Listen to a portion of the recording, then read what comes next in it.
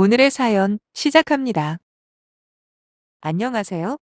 저는 현재 개인적으로 사업에 모든 노력을 매진하고 있는 30대 돌싱입니다. 사실 이혼한 전 남편과 결혼한 지는 3년 정도 되었지만 불행 중 다행이라고 할까요? 아이는 없습니다. 뭐 일부러 아이를 가지지 않으려 한 건 아니고 그저 일에 대한 욕심이 크다 보니 차일피일 미루고 살았어요. 그러다 이번에 이혼을 하게 되었고요. 아니 모든 인간들이 이기적인 면모를 가지고 있다고는 하나 남편의 내로남불식 사고방식은 도무지 납득이 되지 않았고 거기다 잘못된 건 잘못됐다 바로잡아 줄 거라 믿었던 시어머니까지 한통속이더라고요. 우선 제 개인적인 이야기를 해보자면 저를 낳아주신 생부는 제가 2살이 되던 무렵 돈 벌어온다는 말만 남기고 집을 나갔다고 들었습니다. 솔직히 다른 여자와 바람이 났는지 아니면 진짜 무슨 큰일이라도 생겼는지 알지 못하는 건 그 뒤로 아버지는 연락두절이 되셨거든요. 졸지에 남편 없이 혼자 저를 키워야 할 신세가 돼버린 우리 엄마는 돈을 벌기 위해서라면 더러운 일 굳은 일 가리지 않고 닥치는 대로 해가면서 저를 키우셨다고 해요. 딱히 비난하려는 의도를 가지고 말하는 건 아니지만 요즘 보면 본인 인생만 챙기려 아이를 포기하는 부모도 꽤 있잖아요. 하지만 엄마는 본인 인생이야 어찌 되건 말건 하나뿐인 자식인 저 하나만큼은 끝까지 책임지고 싶으셨대요. 사실 저희 엄마는 보육원에서 자라셨거든요. 살면서 가장 부러운 사람들이 누구냐고 물어보면 엄마는 망설이지 않고 자기 부모 얼굴이라도 기억하는 사람들이라고 대답할 만큼 엄마는 당신께서 부모에게 버려지고 혼자 살아야 했던 과거에 큰 트라우마를 가진 분이세요. 그렇기 때문에 더더욱 저를 놓지 않으리라 다짐을 하셨답니다. 덕분에 비록 여유롭게 하고 싶은 거 먹고 싶은 거 부족함 없이 살지는 못했지만 그래도 최소한 기본적인 지원은 충분히 받고 자랐다고 생각해요. 특히나 우리 엄마 같은 경우에는 물질적인 건 모자르게 해줬을지 몰라도 언제나 저를 칭찬해 주시고 할 수 있다 응원을 해주시면서 저라는 사람의 자존감 하나만큼은 제대로 가질 수 있게 해주셨습니다. 아마 제가 지금 남들 눈에 성공한 인생으로 보인다면 그 모든 건 우리 엄마의 넘치는 사랑 때문이라 자신 있게 대답할 거예요. 저와 비슷한 환경에서 자란 분들은 공감하실 거예요. 어릴 때부터 경제적인 어려움 속에서 자라야 했던 저는 공부보다는 하루빨리 돈을 벌고 싶었습니다. 물론 항상 돈 걱정하는 엄마의 모습을 보던 저에게 대학교를 가는 일이란 당연히 포기해야 하는 사치와 같은 거였고 또 한 가지 이유를 말해보자면 성적이 안 좋았다는 사실도 고백을 해야겠네요. 여하튼 고등학교를 졸업하기가 무섭게 저는 사회생활을 시작했어요. 엄마처럼 돈이 되는 일은 거의 다 했었죠. 엄마는 그런 저를 안타깝게 바라보시며 당신께서 능력이 부족해 하나뿐인 딸이 벌써부터 돈돈하는 건 아닌지 속상해하셨지만 애시당초 저는 공부에 흥미도 없는 데다가 내 손으로 돈을 벌어 쓰는 그 자체가 너무 즐거웠어요. 처음 1, 2년은 별의별 아르바이트를 모두 해봤던 것 같아요.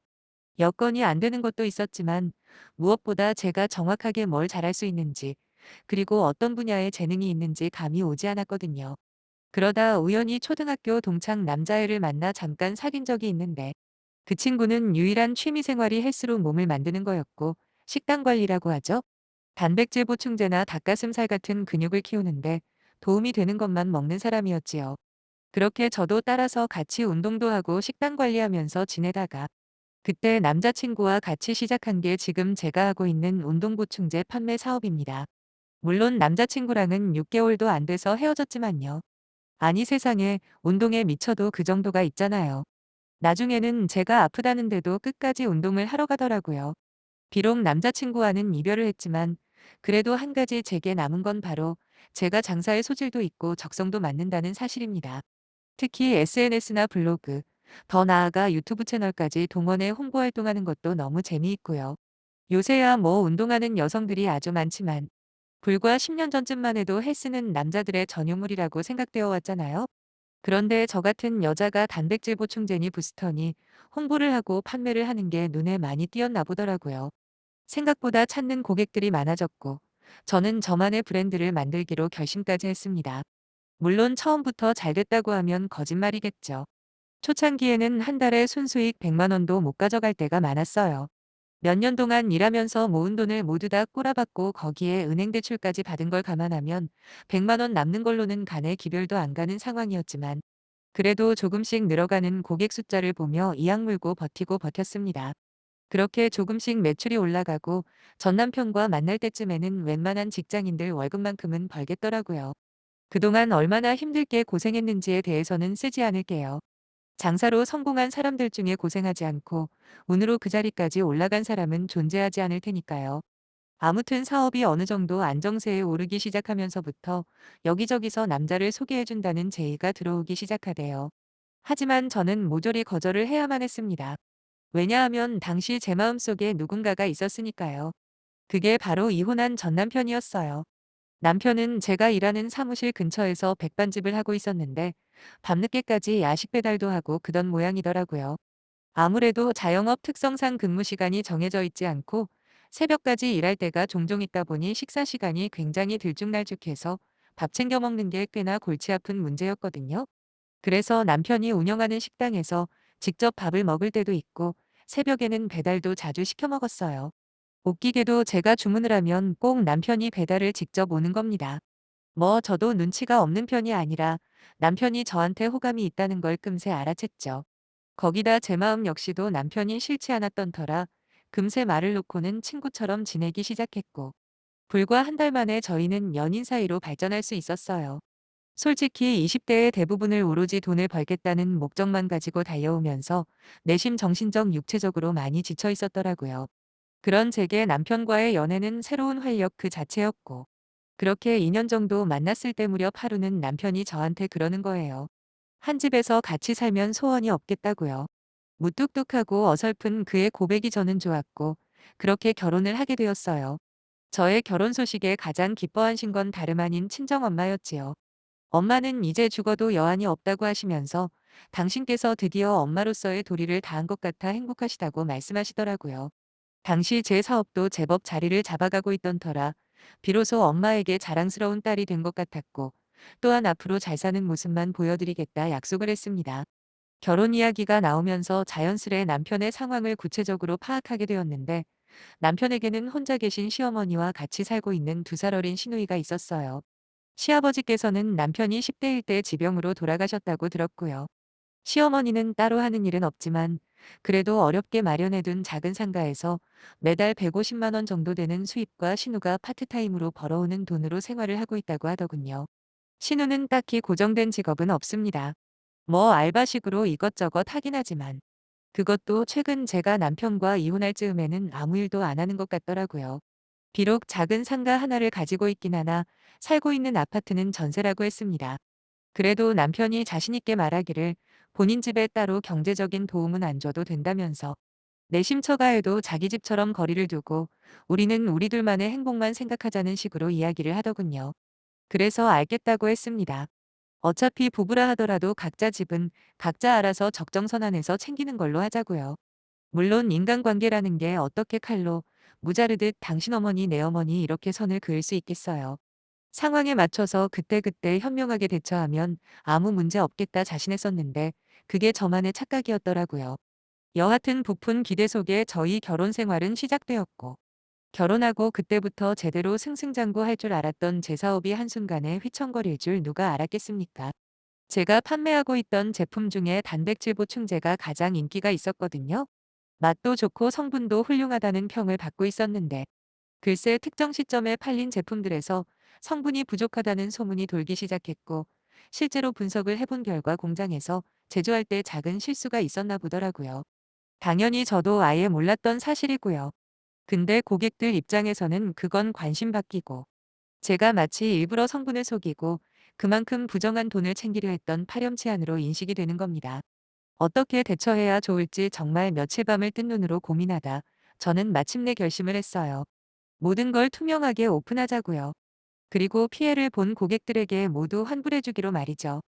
실제로 저는 매일같이 사과문을 올리고 영상까지 찍어서 중간에서 어떤 실수가 있었는지 밝혔습니다. 제게는 고객들과의 신의가 가장 중요했거든요. 당장 제 사업이 망한다고 하더라도 지금까지 저 하나를 믿고 제품을 구매해준 고객들을 배신할 수 없다는 생각에 모든 손해를 저 혼자 끌어안기로 결정을 했지요. 문제는 역시나 돈이더라고요.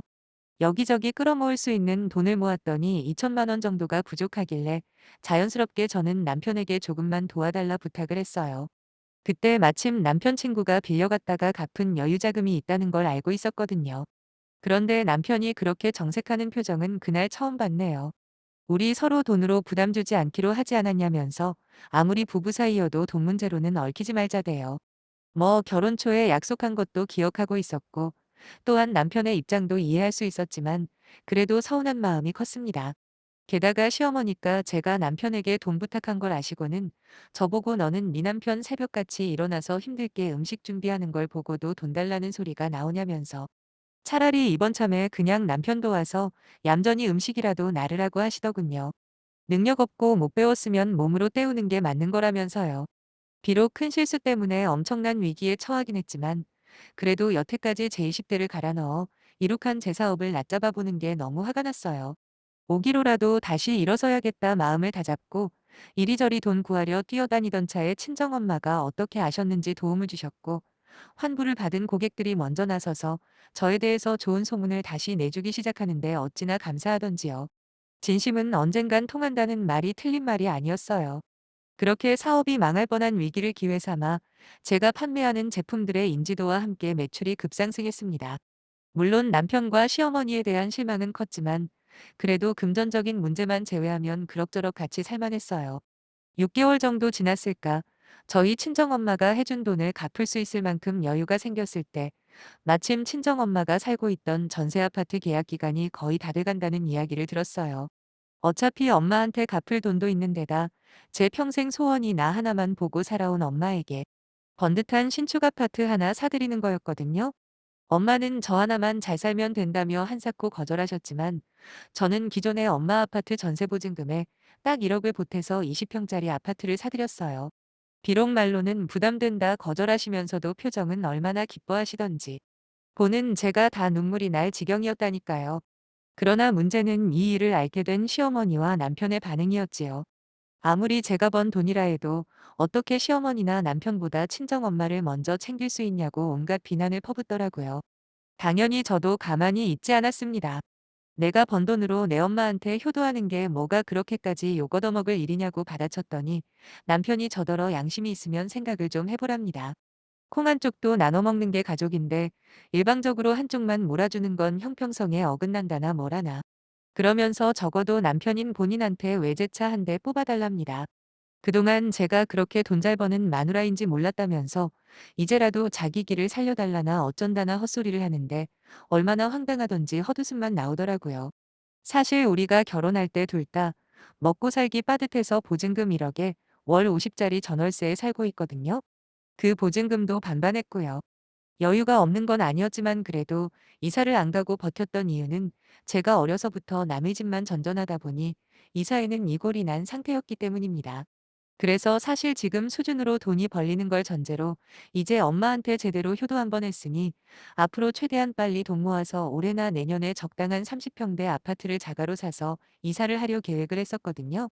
그때 남편 식당도 정리시키고 저랑 같이 사업을 하자고 말할 생각이었는데 그런 제 마음도 모르고 남편이 저딴 식으로 나올 줄은 꿈에도 생각 못 했습니다. 당장 눈앞에 돈에 눈이 멀어가지고 이거 내놔라 저거 해달라. 아니 외제차가 무슨 옆집 애 이름도 아니고 그렇게 갖고 싶으면 자기 돈으로 사던가요 안 그렇습니까? 남편의 뻔뻔한 요구에 저는 그제서야 남편이고 시어머니고 나를 호구로 보고 있다는 생각이 들더군요. 제가 막말로 저 혼자 잘 먹고 잘 살려고 죽기 살기로 살아온 게 아니잖아요.